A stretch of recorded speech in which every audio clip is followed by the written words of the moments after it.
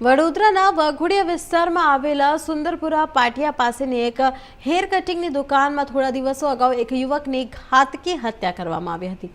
આ ગંભીર ગુનામાં કપુરાઈ પોલીસ સ્ટેશનના સ્ટાફ દ્વારા આરોપી કિરણ ચૌહાણની ધરપકડ કરવામાં આવી।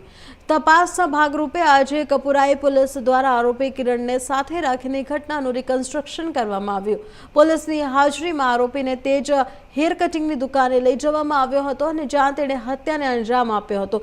રિકન્સ્ટ્રક્શન દરમિયાન પોલીસે મહત્વના પાસાઓની તપાસ કરી, જેમાં કિરણ ચૌહાણે કઈ રીતે અને કયા હથિયારોથી યુવકની હત્યા કર્યા બાદ આરોપી કયા રસ્તેથી ભાગી છૂટ્યો હતો, ઘટના સમયે અન્ય કોઈક વ્યક્તિની સંડોવણી હતી કે કેમ, ભારે પોલીસ બંદોબસ્ત વચ્ચે કરવામાં આવેલા રિકન્સ્ટ્રક્શન દરમિયાન પોલીસે આરોપીની ઝીણવટભરી પૂછપરછ કરી હતી।